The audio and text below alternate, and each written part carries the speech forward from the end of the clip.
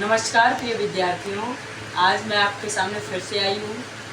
हमारा चैप्टर चल रहा था वर्ण विचार, तो उसके हमने दो पार्ट देख लिए हैं, पार्ट 1 और पार्ट 2।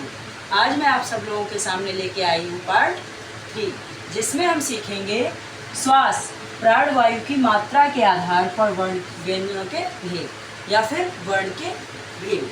तो सर, श्वास या प्राणवायु क्या होता है? सबसे पहले हम ये जानेंगे। श्वास या प्राणवायु, जैसे कि हमारे जो वर्ण होते हैं, किसी को बोलने में अधिक श्वास की आवश्यकता पड़ती है और किसी को बोलने में कम श्वास की आवश्यकता पड़ती है।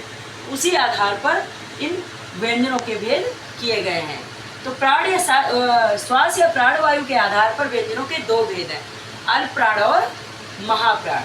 आइए सीखते हैं क्यों क्या है। नंबर 1 है अल्प प्राण और दूसरा है महाप्राण। जैसा कि आपको लोगों को नाम से ही समझ में आ रहा होगा, अल्प प्राण मतलब जिसको बोलने में कम श्वास की आवश्यकता होती है और महाप्राण जिसमें अधिक श्वास की आवश्यकता पड़ती है। तो अल्प प्राण और महाप्राण को जानने से पहले सबसे पहले हमें सीखना होगा स्पर्श व्यंजनों को, जैसा कि मैंने पार्ट 1 में आपको बताया भी था।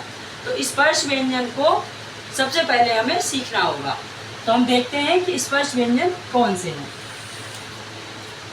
स्पर्श व्यंजन, स्पर्श व्यंजनों को ही उदित व्यंजन भी बोला जाता है। उदित व्यंजन भी बोला जाता है इनको, और इनको वर्गीय व्यंजन भी बोला जाता है। वर्गीय व्यंजन इनको क्यों बोला जाता है?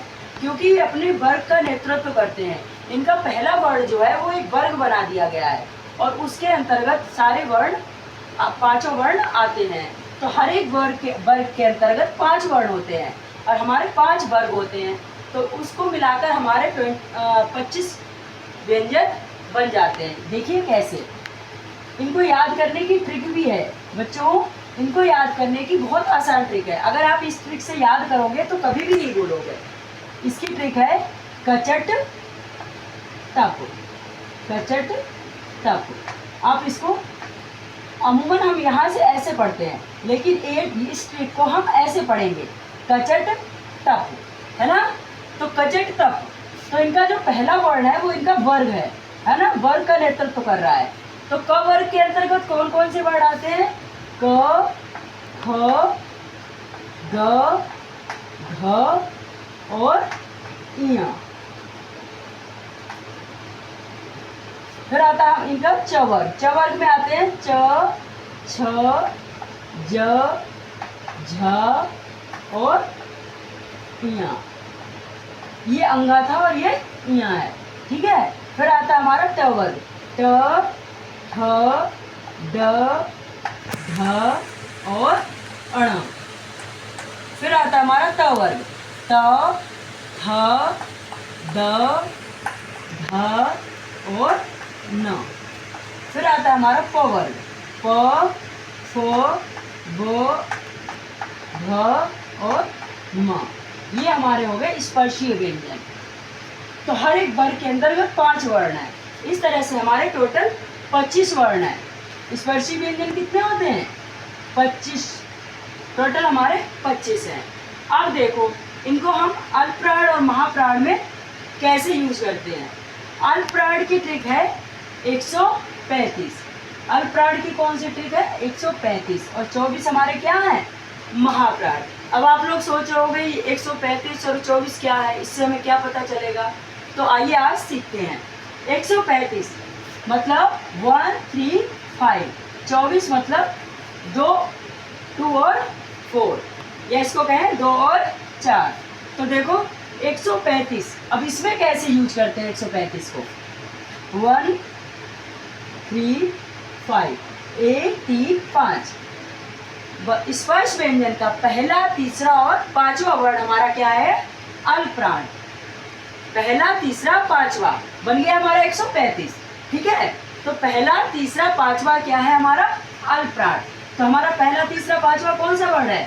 क, ग, अंगा। फिर हमारा था महाप्राण 24, यानी कि स्पर्श व्यंजन का दूसरा और चौथा वर्ण हमारा क्या कहलाएगा? महाप्राण। तो दूसरा चौथा कौन सा है? ख और घ। तो हम इसको यहाँ ऐसे ही लिख लेंगे, ख और घ। फिर हमारा आता है च वर्ग। च वर्ग का पहला, तीसरा और पांचवा, पहला, तीसरा, पांचवा हमारा क्या हो जाएगा? अल्प प्राण। तो पहले, तीसरे, पांचवे में क्या है? च, ज और इया। और हमारा दूसरा चौथा क्या है? छ और झ। फिर हमारा आया ट वर्ग। ट वर्ग में ट, ड और अड़ा। ये हमारा पहला, तीसरा और पांचवा। दूसरा चौथा क्या है ट वर्ग में? ठ और ढ। ठीक है। फिर हमारा आया त वर्ग। त वर्ग में त, द और न। ये हमारे त वर्ग के हो गए, ता, द, न। और फिर हमारा दूसरा और चौथा क्या है? थ और ध। दूसरा थ और चौथा क्या है हमारा? ध। ठीक है। इसी तरह से प वर्ग में पहला क्या है? प, तीसरा है ब और पांचवा है म। और दूसरा चौथा क्या है इसमें? फ और भ। तो ये हमारे महाप्राण हो गए और ये हमारे अल्प प्राण हो गए। 135 अल्प प्राण और 24 महाप्राण। अब आप लोगों को ये ट्रिक समझ में आ गई। इस तरह से आप लंबे समय तक इन वर्णों को याद रख सकते हैं। अब अल्प प्राण में केवल स्पर्श व्यंजन ही नहीं आते, इनके साथ भी कुछ होता है। जैसे कि हमारे 11 स्वर हैं, तो 11 स्वर हैं वो किसके अंतर्गत आते हैं? अल्प प्राण के अंतर्गत आते हैं। हमारे जो 11 स्वर हैं वो अल्प प्राण के अंतर्गत आते हैं। साथ ही जो अंतस्थ व्यंजन है, हमने पहले के पार्ट में आपको बताया था अंतस्थ व्यंजन। तो अंतस्थ व्यंजन हमारे किस में आते हैं? अल्प प्राण में। य, र, ल और व। ये हमारे अंतस्थ व्यंजन है जो कि अल्प प्राण में आते हैं। इनको बोलने में कम प्राणवायु की आवश्यकता होती है। और महाप्राण में स, स और हा, ये हमारे महाप्राण में आते हैं। इनको बोलने में अधिक प्राणवायु की आवश्यकता होती है। तो इस तरह से बच्चों आज हमने सीखे अल्प प्राण और महाप्राण। हमारे जो अंतस्थ व्यंजन है ना, इन अंतस्थ व्यंजन के एक चीज और देख लो बच्चों, जो अंतस्थ व्यंजन है, अंतस्थ व्यंजन का य और वाह जो है, इसको अर्ध स्वर भी कहते हैं। क्या कहते हैं इसको? अर्ध स्वर। बेटा इनको अर्ध स्वर भी कहते हैं। आगे समझ में आप लोगों को? य और वाह हर कंपटीशन लेवल का जो टेस्ट होता है उसमें यहाँ से कोई प्रश्न जरूर आते हैं। तो ये केवल 6ठी से 8वीं के लिए व्याकरण नहीं है, जितने भी कंपटीशन लेवल के टेस्ट होते हैं उनमें यहाँ से प्रश्न जरूर बनता है। तो हमारा जो य और वाह है वो अर्ध स्वर है और ये चारों मिलाकर हमारे क्या है? अंतस्थ व्यंजन है। ठीक है। और बेटा आपने जो वर्गीय व्यंजन पढ़े थे ना, इनमें च, छ, ज और झ, इनको स्पर्श संघर्षी व्यंजन भी बोलते हैं। क्या बोलते हैं बेटा? स्पर्श संघर्षी व्यंजन। आप इन चीजों को ध्यान में रखेंगे तो आप अच्छे से अच्छे कंपटीशन लेवल का जो टेस्ट होता है उसको भी क्रैक कर सकते हैं। ठीक है बच्चों, मुझे विश्वास है कि आप लोगों को ये अल्प प्राण और महाप्राण बहुत अच्छे से समझ में आए होंगे।